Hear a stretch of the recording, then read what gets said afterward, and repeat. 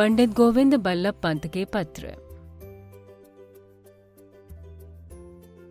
28 नवंबर 1942। लच्छी राजा। पिछले सप्ताह मैंने तुम्हें पत्र भेजा था। आशा है मिल गया होगा। जब तुम्हारी परीक्षाएं समाप्त हो जाएं, उत्तर विस्तार से लिखना। हाँ, जैसा कि मैं पहले भी लिख चुका हूँ, इस बीच तुम्हारा ध्यान महत्वपूर्ण कार्यों में ही लगा रहना चाहिए। इतनी दूर हूँ मैं। अगर यहाँ से कोई सुझाव तुम्हें दे सकूं तो मुझे प्रसन्नता ही होगी। ये अच्छा है कि तुमने अपनी पढ़ाई नियमित रूप से की है। आने वाली वार्षिक परीक्षा के लिए तुम पूरी तरह से तैयार हो।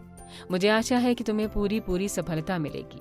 परीक्षा की सही सफलता अपने विषय के ज्ञान पर ही निर्भर नहीं करती, बल्कि इस बात पर भी निर्भर करती है कि हमने उसे किस सुंदर ढंग से पेश किया है। इसके लिए आवश्यक है दिमाग की ताजगी, सहजता और स्थिरता। पहली बार पढ़ने पर यदि पेपर कठिन लगे तो घबराना नहीं चाहिए। घबराहट से काम बिगड़ जाता है। यदि ऐसे मौकों में धीरज रखा जाए तो सफलता मिलने में आसानी रहती है। इसलिए किसी भी हालत में हिम्मत नहीं हारनी चाहिए और न ही उत्तेजित होना चाहिए। पेपर को हल करने से पहले उसे कम से कम 2 बार पूरे ध्यान से पढ़ना चाहिए। जब तक पेपर ठीक ढंग से समझ में न आए, तब तक उसे कॉपी पर लिखना आरंभ नहीं करना चाहिए। पहले कौन सा प्रश्न हल करना है, यह भी छांट लेना चाहिए। कुल कितने प्रश्न हैं, इस निश्चित समय में इसका हिसाब लगाकर समय बांट लेना भी उचित रहता है। अपने उत्तर स्पष्ट शब्दों में, सही भाषा में, पूरे आत्मविश्वास के साथ इम्तिहान के कॉपी में लिखने चाहिए। ये बहुत आवश्यक है कि जो भी लिखा गया हो, सफाई के साथ साफ साफ शब्दों में लिखा गया हो। कोई भी पंक्ति या शब्द पढ़ने में अस्पष्ट न लगे। हाँ, एक महत्वपूर्ण बात की तरफ तुम्हारा ध्यान दिलाना आवश्यक समझता हूँ। इम्तिहान के दिनों में रात भर जागकर आवश्यकता से अधिक अपनी शक्ति क्षीण करना ठीक नहीं। इन दिनों उचित विश्राम करना चाहिए, उचित व्यायाम भी करना चाहिए और तरोताजा होकर परीक्षा भवन में जाना चाहिए। तुम्हारे जन्मदिन पर इस बार उपहार में कुछ न भेज पाया, इसका मुझे खेद है। राजा का जन्मदिन जब आने वाला था तभी मैं पकड़ा गया था। आशा है तुमने वो दिन बड़े उत्साह से मनाया होगा। तुम सबको खूब खूब प्यार, बाबू। 3 मार्च 1943। लच्छी राजा। कल ही तुम्हारा पत्र मिला। ये जानकर खुशी हुई कि तुम सकुशल हो।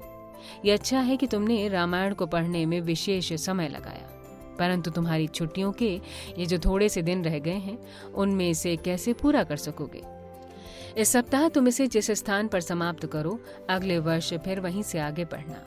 पर हर रात सोने से पहले जो कुछ तुमने पढ़ा है, उसमें से 1 या 2 पृष्ठ पढ़ने का नियम बना सकते हो। इसमें विशेष प्रयास नहीं करना होगा। तुमने अब तक जो कुछ पढ़ा है, उसका गहरा ज्ञान हो जाएगा और तुम्हारी स्मृति में हमेशा के लिए अंकित भी हो जाएगा। रामायण एक महान ग्रंथ है। केवल मनोरंजन के लिए ही नहीं, कुछ पाने के लिए भी इसका अध्ययन किया जा सकता है।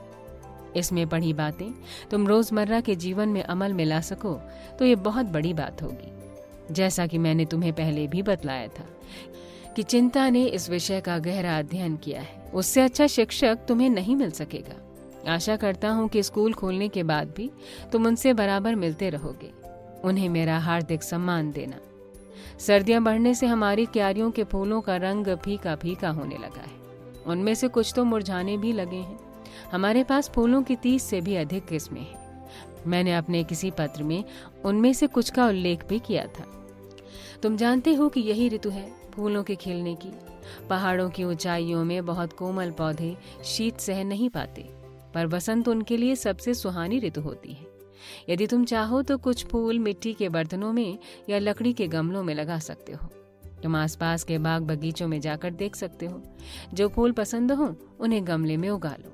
मेरे द्वारा नामांकित फूलों में तुम्हें कौन से फूल सबसे प्रिय हैं? तुम सबको, दीना को भी बहुत बहुत प्यार और आशीर्वाद के साथ। तुम सबको खूब खूब प्यार, बाबू।